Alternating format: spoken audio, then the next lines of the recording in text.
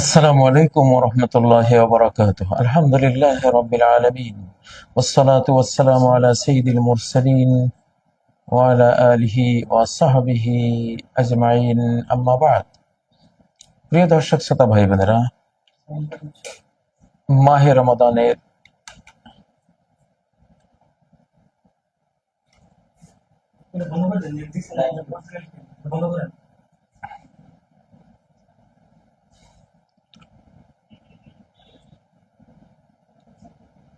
মাহে রমাদানের শেষ দশকে আমরা উপনীত হয়েছি।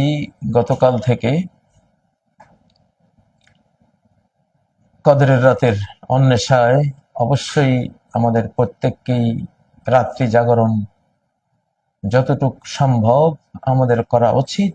অন্তত ইমামের সাথে শেষ সালাম ফেরানো পর্যন্ত থাকলে সারা রাত জেগে সালাত পড়ার পুরস্কার আমরা পাব, সেই ব্যবস্থা আমাদের প্রত্যেকেরই থাকা উচিত, সে আমলটুকু থাকা উচিত।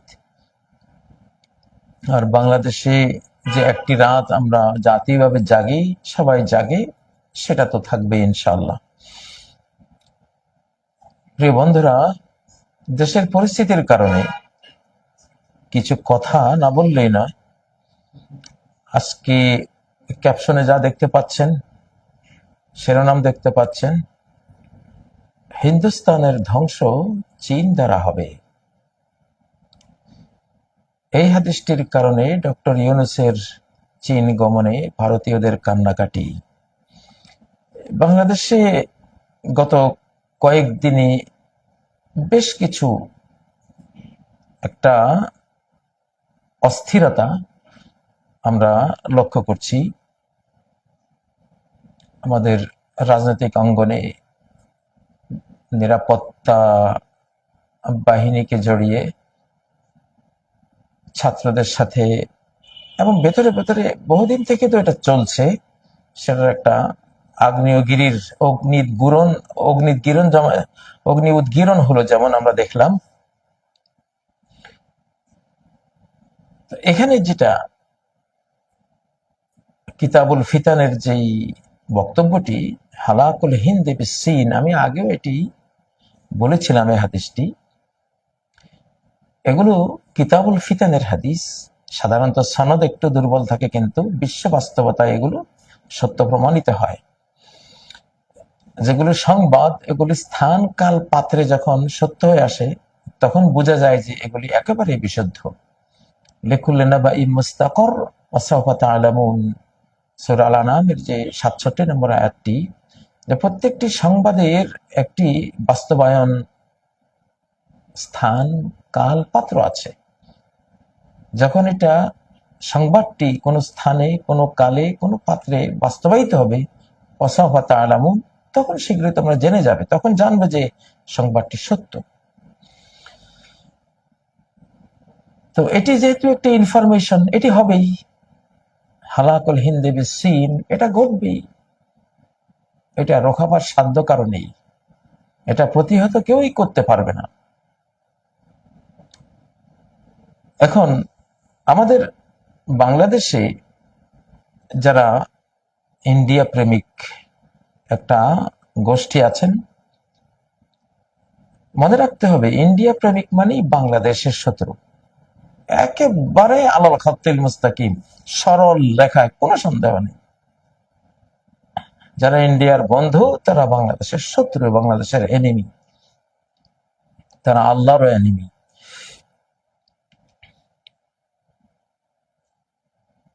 এই জন্য এখন যে ইনফরমেশনটি এখানে আসলো, যে একটি দেশ আরেকটি দেশের ধ্বংসের কারণ হবে, এখন বাংলাদেশ কোন দেশের সাথে যাবে? যেটা ধ্বংস হবে সেটার সাথে? তাহলে তো ধ্বংসের ভাগ নিতে হবে। তাহলে বাংলাদেশকে থাকতে হবে কোন দেশের সাথে? যেটা ধ্বংস হবে না, ধ্বংস করবে। তাহলে তাদের ধ্বংসযজ্ঞ থেকে তো বাংলাদেশ বাঁচবে। বাংলাদেশের ব্যাপারে কোনো প্রেডিকশন নেই, ভবিষ্যৎবাণী নেই যে বাংলাদেশ অমুক দেশের দ্বারা ধ্বংস হবে। বাংলাদেশ টিকে থাকবে ইনশাল্লাহ।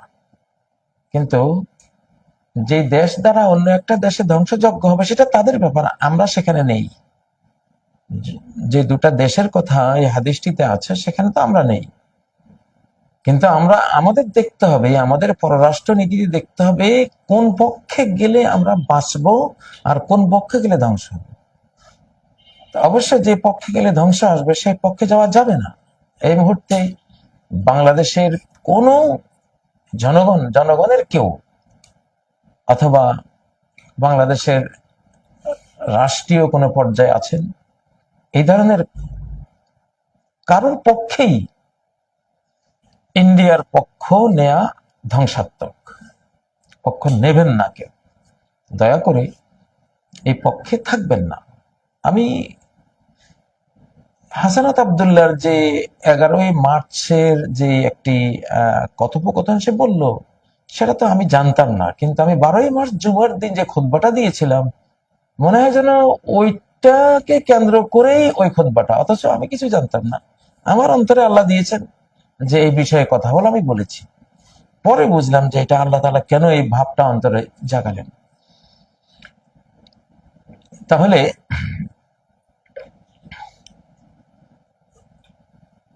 একটু যান্ত্রিক ত্রুটি হচ্ছে, এই জন্য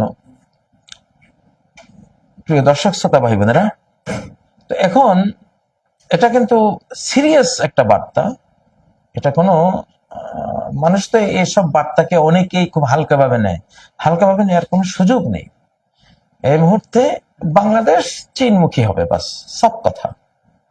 যাতে চীনের ধ্বংসযজ্ঞ যাদের উপরে যাবে তাদের উপরে যাক, আমরা সেই ধ্বংস থেকে বেঁচে যাই।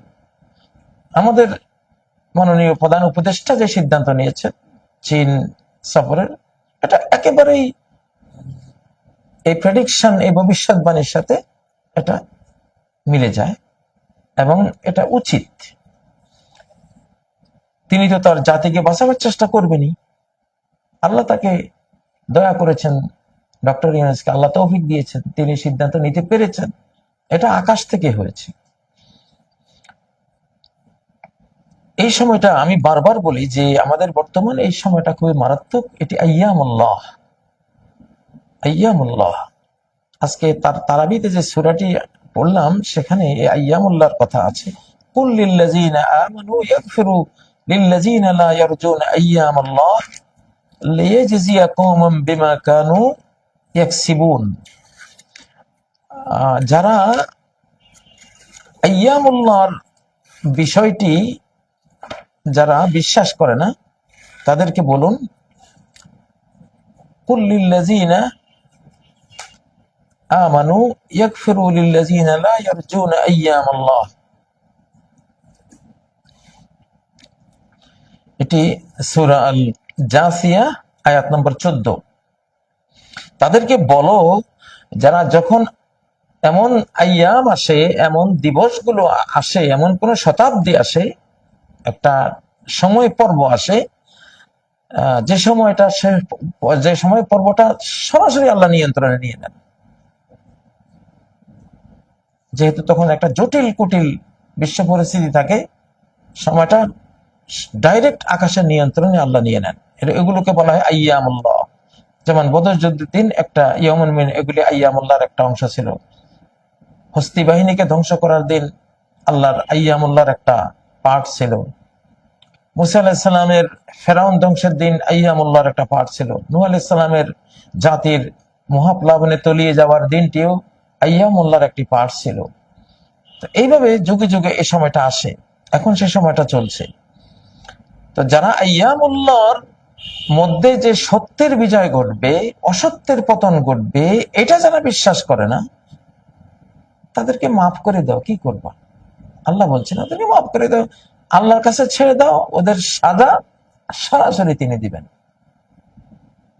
যারা আল্লাহর সাজা খেতে চান, এখন আকাশের মুগুরের বাড়ি খেতে চান, আল্লাহর মুগুরের মার খেতে চান, তারা এখন ইন্ডিয়ার পক্ষে যান, অটোমেটিক আল্লাহর মার খেয়ে যাবেন, ধ্বংস হয়ে যাবেন, সবকিছু হারাবেন, কিছুই থাকবে না। জীবন, সম্পদ, মান সবকিছু হারাবেন। আল্লাহর মার ভয়ঙ্কর। এখন গোটা পৃথিবীটাই এক ধরনের বারমুডা ট্রায়াঙ্গলের মতো, স্পিরিচুয়াল বারমুডা ট্রায়াঙ্গল। আটলান্টিকের বারমুডা ট্রায়াঙ্গল না, এটা স্পিরিচুয়াল আরেকটা বারমুডা ট্রায়াঙ্গল গোটা পৃথিবী। ওই বারমুডা ট্রায়াঙ্গলে মাঝে মধ্যে বাঁচা যায় যখন সাইক্লোন থাকে না, সে ঝঞ্ঝা বিক্ষুব্ধ পরিস্থিতি থাকে না। কিন্তু স্পিরিচুয়াল যে বারমুডা ট্রায়াঙ্গল, এখানে যে ঢুকবে তার অবস্থা শেষ হয়ে যাবে। দেখুন না ফিলিস্তিনে কি হচ্ছে, ফিলিস্তিনে মারতেছে ওরা, বাট ওদের এখন জীবন বিপন্ন। ওই রাষ্ট্রের এখন যারা যারা আক্রমণ করতে গেছে তাদের অবস্থা এখন বিপন্ন, তারা তাদের দেশের অস্তিত্ব হারিয়ে ফেলবে, কারণ এই সময় তাদের না, এই সময় আল্লাহর। তো বাংলাদেশেও সেই সময়টা চলছে। আমি খুব সাবধান করছি সবাইকে, ভালোবেসেই, আমরা চাই না আমাদের দেশের কোনো মানুষ এই অভিশাপের অংশ নিক, এই ধ্বংসের অংশ হোক সে। আপনারা ধ্বংসের অংশ হবেন না, কিন্তু যদি ওদের পক্ষ নেন, নির্ঘাত ধ্বংসের পার্ট আপনাকে নিতে হবে, সে ভাগ, সে শেয়ার নিতে হবে। তো কেন আপনি ধ্বংসের শেয়ার নেবেন? ডক্টর ইউনূস চীন যাচ্ছে বলেই বাংলাদেশ নিয়ে এখন এমন চক্রান্তের পর চক্রান্তের সিরিজ, চক্রান্ত আর ষড়যন্ত্রের বন্যা বইয়ে দেওয়া হচ্ছে ভারতের পক্ষ থেকে। এটা জিওপলিটিক্যাল ইস্যু, ভূ রাজনৈতিক খেলা। কিন্তু এই খেলায় ডক্টর ইউনূস জিতে যাবেন ইনশাল্লাহ, আমরা জিতবো, এটা হবেই, যেহেতু এটা আছে, প্রেডিকশনে আছে, ভবিষ্যৎবাণীতে আছে। কি করবেন আপনি? কি আল্লাহর তাকদীরের লেখন? হ্যাঁ, এটা কি রোখাতে পারবেন? পারবেন না। আল্লাহর নিয়তির লেখা আপনি পাল্টাতে পারবেন না, এটা আসবে। সীমান্তে দেখেন না, লাদাখ সীমান্তে কি হয়েছে, অতীতে আরো আরো ওদের সীমান্তে কি হয়েছে, এখনো কি হচ্ছে। এবং আপনারা নজর রাখলে তো বুঝবেন হাদিসটা কতটা সত্য। তো সেজন্য আশা করব কেউ ধ্বংসের পাঠ হবেন না, ধ্বংসপ্রাপ্তদের অংশ হবেন না, তাদের পক্ষ নেবেন না। আপনারা কেন পক্ষ নেন আমরা তো জানি, কেন নেন। দেখুন সূরা নিসার মধ্যে আল্লাহ বলেছেন যে ওদেরকে যখন বলা হয় যে তোমরা কেন এসব বিজাতিদের পক্ষ তোমরা গ্রহণ করো, বিজাতির পক্ষে কেন তোমরা যাও, কেন তোমরা মুনাফিকি করো, কেন ভিতরে ভিতরে তাদের সাথে সখ্যতা বজায় রাখো। হ্যাঁ, এখানে সূরা নিসার 62 নম্বর আয়াত, যে যখন বলা হয় যে তোমরা, মদিনার যে মুনাফিকরা ছিল এরা রোমান সাম্রাজ্যের সাথে, পারস্য সাম্রাজ্যের সাথে এবং আরব যে গোত্রগুলো ছিল ওদের সাথে, ইহুদিদের সাথে ভিতরে ভিতরে তারা খুব মিল রাখতো। উপরে তারা লা ইলাহা ইল্লাল্লাহ মুহাম্মাদুর রাসূলুল্লাহ সাক্ষ্য দিত, আবার ভিতরে ওদের কাছে গিয়ে বলতেন না আমরা আসলে ওটা এমনি বলছি আর কি, আমরা কিন্তু আপনাদের সাথে আছি। এখন فكيف إذا أصابتهم مصيبة بما قدمت أيديهم, কি অবস্থা হবে, ফাকাইফা কেমন হবে, কি অবস্থা হবে এসব মুনাফিকদের, হিপোক্রেটদের, যারা উপরে একরকম ভেতরে আরেক রকম। তো এদের এই অপকর্মের কারণে, মুনাফিকির কারণে, হিপোক্রেসি, এইসব চরিত্রের কারণে একটা মুসিবত আসবে, আকাশ থেকে একটা বিপদ আসবে। তো ইজা আসাবাতহু মুসিবা, মুসিবত যখন আসবে, কেন আসবে? বিমা কদ্দামাত আইদিহিম, তাদের হাতের কামাইয়ের কারণে, তাদের হাত যা আগে পাঠিয়েছে, পরকালের দিকে পাঠিয়েছে। যে মুনাফিকি যেই করেন, ইমানদারি করলেও পরকালের দিকে চলে যায়, ওখানে সবকিছু জমা হয়। বেঈমানি করলে, মুনাফিকি করলে সেটা চলে যায়। তো তাদের হাত যা আগে পাঠিয়েছে, অর্থাৎ যে মুনাফিকি তারা পরকালের জন্য আগে পরকালের দিকে প্রেরণ করেছে, তো এই কারণে তাদের উপর মুসিবত আসবেই। তো মুসিবত আসলেই ثم جاءوك يحلفون, ওরা হে নবী তোমার কাছে আসবে, কসম করবে, কি কসম করবে, শপথ করবে, কি শপথ করবে? বিল্লাহি ইন আরাদনা ইল্লা ইহসানাও ওয়া তাওফীকা। বিল্লাহ, আল্লাহর কসম, আমরা যে ওদের সাথে যোগাযোগ রেখেছি, তলে তলে ওদের একটু বন্ধুত্ব আমরা বজায় রাখছি, এটা কোনো খারাপ নিয়ত না, খারাপ উদ্দেশ্য না। আমরা একটা একটা কল্যাণ যাতে, কারণ ওদেরকে নারাজ করা ঠিক না। ওরা একটা বড় শক্তি, ওরা বিশাল পাওয়ারফুল। তো ওদেরকে নারাজ করে বাঁচতে পারবেন? চারদিকে ওরা, তারপরে নবীজি তো চারদিকে পারস্য সাম্রাজ্য, রোমান সাম্রাজ্য, আরবের মুশরিকরা ওনাকে ঘেরাও করেছিল না? তো মুনাফিকরা ওদের সাথে তলে তলে তলে তলে, ওরা ওদেরই, উপরে নবীজির, ভিতরে ওদের, এই চরিত্র ওদের ছিল। তো এখন মুসিবত আসলে নবীজির কাছে এসে কসমের পর কসম, আর কি বলে? ইল্লা ইহসানাও ওয়া তাওফীকা। আমরা দুটো জিনিস অন্তরে পোষণ করেছি। একটা হলো একটা কল্যাণ হোক না ভাই, এই ওদের সাথে তো সংঘাতে গিয়ে আমরা টিকবো না। অতএব একটা ওদের সাথে আমাদের একটা কি হোক, একটা কল্যাণের সম্পর্ক হোক। ওয়া তাওফীকা, আর একটা সম্প্রীতি। আমরা আমরা চাচ্ছি যে নবীজি আপনার সাথে ওদের একটা সম্প্রীতি থাকুক। ফেক কথা, আসলে আসলে অন্তরে তারা ওদেরই। এখন এই বাংলাদেশে যারা ভারতের পক্ষে, তারা ভারতের, তারা বাংলাদেশের না, সাফ কথা। এখানে আর কোন অস্পষ্টতা বলতে কিছু নেই। এখনো যারা ভারতের পক্ষে কথা বলবেন, তারা ভারতীয় এবং ভারতের দালাল, তারা ভারতের শিখণ্ডী, ভারতের ষড়যন্ত্রী এবং বাংলাদেশের এনিমি, বাংলাদেশের শত্রু। যতই কল্যাণের কথা বলা হোক, যতই সম্প্রীতির কথা বলা হোক, আমরা শুনি তো নেতৃবৃন্দ, অনেক নেতারাও বলেন, হ্যাঁ আমরা সম্প্রীতি চান। এটা মুনাফেক, এদের ভিতরে ইমান নাই, এরা বেঈমান, এরা আল্লাহর শক্তি, অনন্ত শক্তির প্রতি এদের কোনো বিশ্বাস নেই। তো এই শ্রেণীটা, এদের এই রোগ, এরা ওদের কল্যাণের কথা বলে, সম্প্রীতির কথা বলে, ওদের পক্ষ নিয়ে আছে। কিন্তু এই পক্ষ নেওয়া যে বাংলাদেশের জন্য কত ধ্বংসাত্মক, এই জাতিটা 1947 থেকে যে যত যুদ্ধ বিগ্রহ পাকিস্তানের সাথে বা ভিতরে অন্তর্দ্বন্দ্বে যা বকেছি, আমাদের সমস্ত অকল্যাণের জন্য দায়ী ইন্ডিয়া, এই ভারত।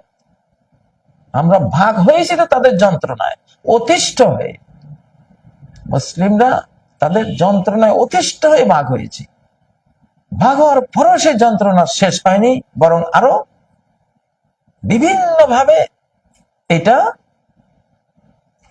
এটার কি হয়েছে, ভেরিয়েশন হয়েছে, এটা বৈচিত্র্যময়তা বেড়েছে বিভিন্ন ভাবে। এখনো তারা আমাদেরকে শাসন করার চেষ্টা করতেছে। আমাদের যেই বাংলাদেশে এখন প্রশাসনে যারা আছেন, ওই ইনারা অধিকাংশ রয়ের বি টিম এবং দিল্লির নির্দেশে চলছেন। আপনাদের পরিণতি খুব খারাপ আছে, সামনে খুব খারাপ আছে, মহা বিপদ এসে যাবে আপনাদের উপরে। ওই যে হালাকুল হিন্দে বিসিন, হিন্দের ধ্বংস আল্লাহ করাবেন, এটি আল্লাহর ফয়সালা। উনি মানব জাতির একটা অংশকে আরেকটা অংশ দিয়ে যদি প্রতিহত না করা হয়, আর গোটা পৃথিবী ধ্বংস হয়ে যেত। এজন্য হিন্দুত্ববাদী এসব সন্ত্রাসী হিটলারদেরকে আল্লাহ তাআলা চীন দিয়ে দমন করবেন, এটা প্রেডিকশন আছে, এটা কাজী ইব্রাহিমের কথা তো নয়, ভবিষ্যৎবাণী। এগুলো আবু হুরায়রার গোপন ব্যাগ, নুআইম ইবনে হাম্মাদের কিতাবুল ফিতান, নবীজির মুখ নিঃসৃত কথাগুলো বিভিন্ন সংকলকরা এগুলি সংকলন করে রেখে গেছেন, সেগুলো। অতএব বাংলাদেশ প্রধান উপদেষ্টা যে সিদ্ধান্ত নিয়েছেন, সঠিক সিদ্ধান্ত। আমরা ধ্বংসপ্রাপ্তদের কাতারে গিয়ে দাঁড়াবো না। যারা ধ্বংস করবে তারা পাওয়ারফুল, আল্লাহ তাদেরকে সেই শক্তি দিবেন এদেরকে দমন করার জন্য। আমরা ওদের পার্টে থাকবো, ইনশাআল্লাহ জাতি লাভবান হবে, জাতি উপকৃত হবে। তো আজকে আমি কথা লম্বা করব না। আল্লাহ আমাদেরকে খাঁটি মুসলিম হওয়ার তৌফিক দিন, পরিস্থিতি বোঝার তৌফিক দিন, এবং ইহসানা ওয়া তাওফীকা, ইল্লা ইহসানা ওয়া তাওফীকা, আমরা কল্যাণের চিন্তা করতেছি, আমরা সম্প্রীতি চিন্তা রাখেন। আপনার ইহসান আর তৌফিক, কল্যাণ আর সম্প্রীতি পারবেন না আপনি, বরং আপনি ওদেরকে দিয়ে এই জাতি হত্যা করার ষড়যন্ত্রে আপনি লিপ্ত হয়েছেন বা আপনারা লিপ্ত হয়েছেন। কোটি কোটি মানুষের জান নেয়ার জন্য এখন তারা ষড়যন্ত্র করতেছে। বাংলাদেশের মাটিটা এত ভালো, টিক্কা খান যেমন বলেছিলেন যে আমার জনগণ দরকার নাই, আমার এই মাটি দরকার। ইন্ডিয়াও এই নীতিটাই পালন করতেছে। আপনারা মনে করেন না ইন্ডিয়া আপনাদের বন্ধু, তার এই মাটি দরকার, এখানকার জনগণ দরকার নাই, আর কিছু গাদ্দার বিশ্বাসঘাতক মির্জাফর দরকার। ওর হইল জঘন্য শত্রু, বাংলাদেশের নিকৃষ্টতম শত্রু এই দেশটা। সেই দেশের সাথে আপনাদের যোগাযোগ, আপনারা কথা বলেন, আবার সম্প্রীতি আর আর কল্যাণের কথা বলেন। কোরআন বলছে এগুলো মুনাফিকি। সূরা নিসার 62 নম্বর আয়াত। বিল্লাহি ইন আরাদনা ইল্লা ইহসানা ওয়া তাওফীকা, আল্লাহর কসম আমাদের নিয়ত খুব ভালো, আমরা তো কল্যাণ চাই, সম্প্রীতি চাই। এত বড় দেশ, কিসের বড় দেশ, কিসের ক্ষমতা, কিচ্ছু নাই, ক্ষমতা সব আল্লাহর কাছে। ইন্নাল কুওয়াতা লিল্লাহি জামিআ, শক্তি পুরোটাই আল্লাহর হাতে, উনি যেদিকে দেন সেদিকে যায়। ওনার পাওয়ার এখন চীনের কাছে দিয়েছেন, এশিয়া মহাদেশে, সেদিকে ক্ষমতার ভারসাম্য চলে গেছে, এদের কোনো পাওয়ার নাই।